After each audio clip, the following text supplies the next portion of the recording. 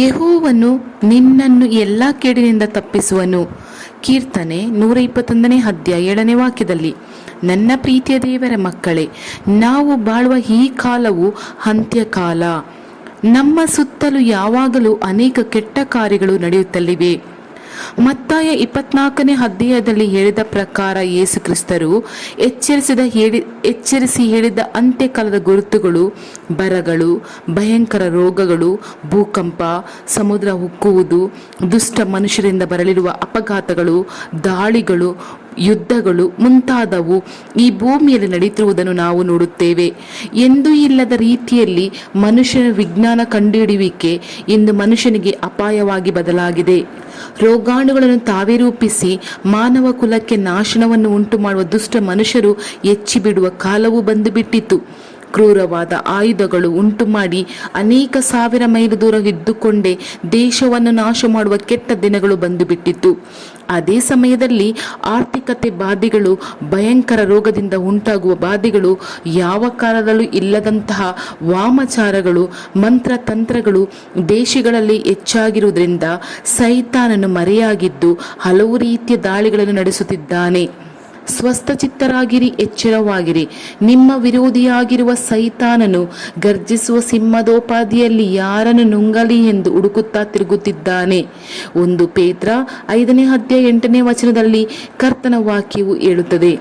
ಆದರೆ ಆ ದಿನದಲ್ಲಿ ತನ್ನ ದೂತನನ್ನು ಕಳಿಸಿ ಸಿಂಹಗಳ ಬಾಯಿಯಿಂದ ದಾನಿಯೇಲನನ್ನು ರಕ್ಷಿಸಿದ ಕರ್ತರು, ದಾನಿಯೇಲ 6ನೇ ಅಧ್ಯಾಯ 22ನೇ ವಾಕ್ಯದಲ್ಲಿ ಇದೆ, ಇಂದು ತನ್ನ ದೂತರಿಗೆ ಆಜ್ಞಾಪಿಸಿ ನಮ್ಮನ್ನು ಕಾಯ್ದು ನಡೆಸಲು ಶಕ್ತರಾಗಿದ್ದಾರೆ.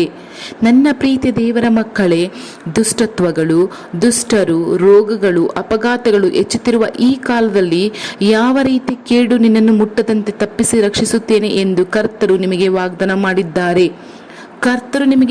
ಮಾಡಿದ್ದಾರೆ. ಸೈತಾನನ್ನು ಕುರಿತು ಯೇಸುಕ್ರಿಸ್ತರು ಹೇಳುವಾಗ, ಕಳ್ಳನ್ನು ಕದ್ದುಕೊಳ್ಳುವುದಕ್ಕೂ ಕೊಯ್ಯುವುದಕ್ಕೂ ಹಾಳು ಮಾಡುವುದಕ್ಕೂ ಬರುತ್ತಾನೆ ಹೊರತು ಮತ್ತಾವುದಕ್ಕೂ ಬರುವುದಿಲ್ಲ. ಯೋಹಾನ 10ನೇ ಅಧ್ಯಾಯ 10ನೇ ವಾಕ್ಯದಲ್ಲಿ ಯೇಸು ಹೇಳುತ್ತಿದ್ದಾರೆ. ಅವನು ನಮ್ಮ ಸಂತೋಷವನ್ನು ಕೆಡಿಸಿ ಬಿಡುವನು. ನಮ್ಮ ಜೀವನದಲ್ಲಿ ಸಾವನ್ನು ತರುವಂತ ಅಪಾಯಗಳನ್ನು ತೆಗೆದುಕೊಂಡು ಬರುತ್ತಾನೆ. ಕಾರಣ ಅವನು ಕಳ್ಳನು ಮತ್ತು ಸೈತಾನನು. ಅವನು ಆದಿಯಿಂದಲೂ ಕೊಲೆಗಾರನಾಗಿದ್ದಾನೆ. ಯೋಹಾನ 8ನೇ ಅಧ್ಯಾಯ 44ನೇ ವಾಕ್ಯದಲ್ಲಿ ಇದೇ ಕರ್ತರ ವಾಕ್ಯವೇ ಹೇಳುತ್ತದೆ. ಅವನು ಸುಳ್ಳುಗಾರನು, ಸುಳ್ಳಿಗೆ ಮೂಲ ಪುರುಷನು ಆಗಿದ್ದಾನೆ. ಯೋಹಾನ 8ನೇ ಅಧ್ಯಾಯ 44ನೇ ವಚನದಲ್ಲಿ ಅವನೇ ದುಷ್ಟತ್ವದ ಕೇಡುಗಳನ್ನು ಉಂಟು ಮಾಡಿ ಅದನ್ನು ಹೆಚ್ಚುವಂತೆ ಮಾಡಿ ಮಾನವ ಕುಲವನ್ನು ಭಯಪಡಿಸಿ ನಾಶನಕ್ಕೆ ನೇರವಾಗಿ ನಡೆಸುವನು. ಈ ಅಂತ್ಯಕಾಲದಲ್ಲಿ ಮುಂದೆ ಹಾಗೆಯೇ ಇರುವುದು. ಆದರೆ ಕರ್ತರು ಇಂದು ನಿಮ್ಮನ್ನು ನೋಡಿ, ನನ್ನ ಮಗನೇ, ನನ್ನ ಮಗಳೇ, ಸೈತಾನನು ನಿನಗೆ ವಿರೋಧವಾಗಿ ಎಷ್ಟೇ ರೀತಿ ಕೇಡುಗಳನ್ನು ಎಬ್ಬಿಸಿದರೂ ಎಬ್ಬಿಸಲಿ, ಆದರೆ ನಾನು ನಿನ್ನನ್ನು ಕಾಯುವೆನು ಎಂದು ವಾಗ್ದಾನ ಮಾಡುತ್ತಾರೆ. ಸುನಾಮಿ ಬಂದ ಸಮಯದಲ್ಲಿ ಚೆನ್ನೈಯಲ್ಲಿ ನಡೆದ ಒಂದು ಸಂಭವವನ್ನು ಪ್ರಿಯ ಸಹೋದರ ಸ್ಯಾಮ್ ಜೆಬುದರೆಯವರು ಒಮ್ಮೆ ಹೀಗೆ ಹೇಳಿದರು. ಪೂರ್ಣ ಗರ್ಭಿಣಿಯಾಗಿ ಇದ್ದಂತಹ ಒಬ್ಬ ಸಹೋದರಿ ಸಮುದ್ರದ ತೀರದಲ್ಲಿ ಮೀನು ವ್ಯಾಪಾರ ಮಾಡುತ್ತಿದ್ದರು. ಇದ್ದಕ್ಕಿದ್ದಂತೆ ಸುನಾಮಿ ಅಲೆ ಭಯಂಕರವಾಗಿ ಉಕ್ಕುತ್ತಾ ಎದ್ದು ಬಂತು. ಆ ಸ್ಥಳದಲ್ಲಿ ಇದ್ದವರೆಲ್ಲರೂ ತೀರವನ್ನು ನೋಡಿ ಓಡಿದರು. ಆದರೆ ಆ ಸಹೋದರಿ ಪೂರ್ಣ ಗರ್ಭಿಣಿ ಆಗಿದ್ದರಿಂದ ಆಕೆಗೆ ವೇಗವಾಗಿ ಓಡಲು ಆಗಲಿಲ್ಲ. ಆ ಸಮಯದಲ್ಲಿ ಆ ಸಹೋದರಿ, ಯೇಸುವೆ, ಮುಂದೆ ಓಡಲು ಸಾಧ್ಯವಾಗುತ್ತಿಲ್ಲ, ಈ ಅಪಾಯದಿಂದ ನನ್ನ ಕಾಪಾಡಿ ಎಂದು ಹೇಳಿ ಕರ್ತನನ್ನು ನೋಡಿ ಕೂಗಿಕೊಂಡರು. ಆಗ ಅಲ್ಲಿ ಒಂದು ಆಶ್ಚರ್ಯವಾದ ಕಾರ್ಯ ನಡೆಯಿತು. ಕೆರಳಿದ ಸುನಾಮಿ ಅಲೆ 2 ಭಾಗವಾಗಿ ಆ ಸಹೋದರಿ ಇದ್ದ ಸ್ಥಳಕ್ಕೆ ಬಾರದೆ 2 ಭಾಗಗಳಾಗಿ ಹಾದು ಹೋಗಿ ಬಿಟ್ಟಿತ್ತು. ಆ ಸಹೋದರಿ ಭದ್ರವಾಗಿ ತನ್ನ ಮನೆಯೊಳಗೆ ಹೋದರು. ನನ್ನ ಪ್ರೀತಿಯ ದೇವರ ಮಕ್ಕಳೇ, ಯೇಸು ಕ್ರಿಸ್ತರು ಎಷ್ಟು ಅದ್ಭುತವಾದವರು ಎಂದು ನೋಡಿದ್ದೀರಲ್ಲ. ಪ್ರಕೃತಿಯನ್ನು ಮೀರಿದ ಅದ್ಭುತಗಳನ್ನು ಮಾಡುವ ಕರ್ತರು ಅವರು. ತನ್ನನ್ನು ನೋಡಿ ಕರೆಯುವವರಿಗೆ ಅದ್ಭುತಗಳನ್ನು ಮಾಡಿ ಅವರನ್ನು ಕಾಯುವತನಾಗಿ ಇದ್ದಾರೆ. ಆದ್ದರಿಂದ ಸೋತು ಹೋಗಬೇಡಿರಿ. ಗುಜರಾತ್ನಲ್ಲಿ ನಡೆದಂತ ಒಂದು ಘಟನೆ ಇದು. ಒಬ್ಬ ಮಿಷನರಿ ಅಲ್ಲಿರುವ ಆದಿವಾಸಿ ಜನಾಂಗಕ್ಕೆ ಸೇರಿದ ಒಬ್ಬ ವಿಶ್ವಾಸಿಯ ಜೀವನದಲ್ಲಿ ನಡೆದ ಒಂದು ಆಶ್ಚರ್ಯವಾದ ಸಂಭವವನ್ನು ಹೀಗೆ ಹೇಳಿದರು ಅವರು. ಅಲ್ಲಿರುವ ಆದಿವಾಸಿ ಜನಾಂಗಕ್ಕೆ ಸೇರಿದ ಜನರು ವಾರಕ್ಕೆ ಒಂದು ದಿನ ತಮ್ಮ ಭೂಮಿಯಲ್ಲಿ ಬೆಳೆಯುವ ಉತ್ಪನ್ನಗಳನ್ನು ತೆಗೆದುಕೊಂಡು ಭೂಮಿಗೆ ಗುಂಪಾಗಿ ನಡೆದುಕೊಂಡು ಹೋಗಿ ಅವರು ವಾಸ ಮಾಡುವ ಪರ್ವತದ ಬುಡದಲ್ಲಿ ಇರುವ ಸಂತೆಯಲ್ಲಿ ಕೊಟ್ಟು ಬಿಟ್ಟು ಅವರಿಗೆ ಬೇಕಾದ ವಸ್ತುಗಳನ್ನು ತೆಗೆದುಕೊಂಡು ತಿರುಗಿ ಬರುವರು. ಅದು ಅವರಿಗೆ ಎಂದಿನಂತೆ ಪದ್ಧತಿ.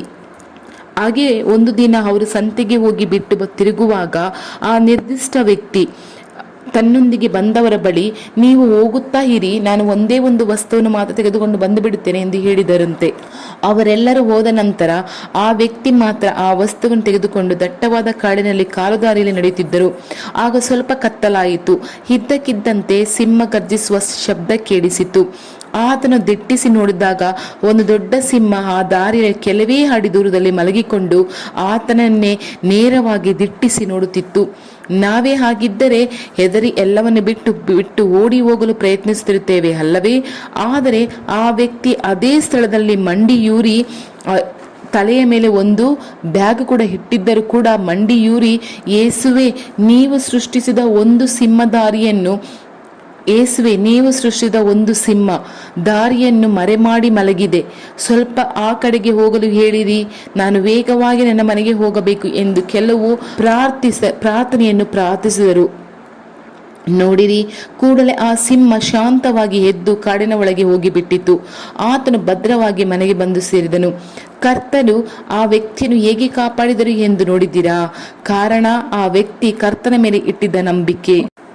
ನನ್ನ ಪ್ರೀತಿ ದೇವರ ಮಕ್ಕಳೇ, ಕರ್ತರ ವಾಗ್ದಾನವನ್ನು ಶಕ್ತಿಯನ್ನು ನಂಬಿ ನೀವು ಒಂದು ಚಿಕ್ಕ ಪ್ರಾರ್ಥನೆ ಮಾಡಿದರೂ ಕೂಡ ಆ ಪ್ರಾರ್ಥನೆಯನ್ನು ಆತನು ಘನಪಡಿಸಿ ಅದ್ಭುತ ಮಾಡಿ ನಿಮ್ಮನ್ನು ರಕ್ಷಿಸಿ ನಡೆಸುವರು. ಕರ್ತರು ನಿಮ್ಮನ್ನು ನೋಡಿ ದುಷ್ಟ ಜನರು ಸಿಂಹದ ಹಾಗೆ ನಿಮಗೆ ವಿರೋಧವಾಗಿ ಎದ್ದರೂ, ಸೈತಾನನ್ನು ಗರ್ಜಿಸುವ ಸಿಂಹದ ಹಾಗೆ ಎದ್ದು ಬಂದು ನಿನ್ನ ಕುಟುಂಬವನ್ನು ನಾಶ ಮಾಡಲು ಪ್ರಯತ್ನಿಸಿದರು. ಅದನ್ನು ನೋಡಿ ನೀನು ಹೆದರಬೇಡ, ಹಾನಿಪಡಿಸಲಾಗದು. ನಾನೇ ನಿನ್ನನ್ನು ಕಾಯುವ ಕರ್ತನಾಗಿದ್ದೇನೆ. ಕೊನೆಯವರೆಗೂ ನಾನು ನಿನ್ನನ್ನು ಸುರಕ್ಷಿತವಾಗಿ ಕಾದು ನಡೆಸುವೆನು ಎಂದು ವಾಗ್ದಾನ ಮಾಡುತ್ತಾರೆ.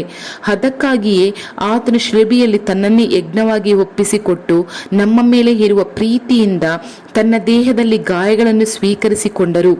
ಆದ್ದರಿಂದ ನಾವು ಆತನ ಆಶ್ರಯಕ್ಕೆ ಬಂದು ಬಿಡಬೇಕು. ಆಗ ಆತನನ್ನು ದಾಟಿ ಯಾವ ಕೇಡು ನಮ್ಮನ್ನು ಮುಟ್ಟಲಾಗದು. ಹೀಗೆ ನಾವು ಆತನೊಂದಿಗೆ ಸಮೀಪವಾಗಿ ಜೀವಿಸಲು ನಮ್ಮನ್ನು ಒಪ್ಪಿಸಿಕೊಳ್ಳಬೇಕು. ಆಗ ಕರ್ತರು ತಾನು ವಾಗ್ದಾನ ಮಾಡಿದ ಹಾಗೆ ನಿಮ್ಮನ್ನು ರಕ್ಷಿಸಿ ನಡೆಸುವರು. ಆಗ ನಾವು ಅವರ ಪಾದದಲ್ಲಿ ಸದಾ ಇರಬಹುದು, ಪರಲೋಕವನ್ನು ಪಡೆದುಕೊಳ್ಳಬಹುದು. ಪ್ರೀತಿ ದೇವರ ಮಕ್ಕಳೇ, ಈ ಒಂದು ರಾತ್ರಿ ಸಮಯದಲ್ಲಿ ನಾವು ದೇವರ ಬಳಿ ಪ್ರಾರ್ಥಿಸೋಣವೇ? ಒಳ್ಳೆಯ ತಂದೆಯೇ, ಹೆದರಬೇಡ, ಯೆಹೋವನು ನಿನ್ನನ್ನು ಎಲ್ಲಾ ಕೇಡಿನಿಂದ ತಪ್ಪಿಸುವನು ಎಂಬುದಾಗಿ ನೀವು ಹೇಳಿದ ವಾಗ್ದಾನಕ್ಕಾಗಿ ನಿಮಗೆ ಸ್ತೋತ್ರನಪ್ಪ. ನನ್ನ ಆತ್ಮವನ್ನು ನಿಮ್ಮ ಪರಿಶುದ್ಧ ಕೈಗಳಿಗೆ ಒಪ್ಪಿಸಿಕೊಡುತ್ತೇನೆ. ನನ್ನ ಪಾಪಗಳನ್ನು ಶಾಪಗಳನ್ನು ಕ್ಷಮಿಸಿ ನನ್ನ ಆತ್ಮವನ್ನು ಪರಿಶುದ್ಧಪಡಿಸಿ ಕಾದುಕೊಳ್ಳಿರಿ.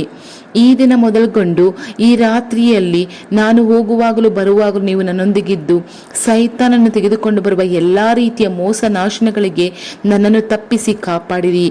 ಈ ದುಷ್ಟಲೋಕದಲ್ಲಿ ಕ್ರಿಯೆ ಮಾಡುವ ವಾಮಾಚಾರ ಮತ್ತು ಮಂತ್ರತಂತ್ರಗಳನ್ನು, ಸೈತಾನನ್ನು ತೆಗೆದುಕೊಂಡು ಬರುವ ಎಲ್ಲಾ ರೀತಿಯ ಕೇಡಿಗೂ ನನ್ನನ್ನು ನನ್ನ ಕುಟುಂಬವನ್ನು ತಪ್ಪಿಸಿ ಕಾಪಾಡಿರಿ, ನಡೆಸಿರಿ. ಯೇಸು ಕ್ರಿಸ್ತರ ನಾಮದಲ್ಲಿ ಆಮೇನ್, ಆಮೇನ್ ತಂದೆಯೇ. Thank you Lord Jesus Christ.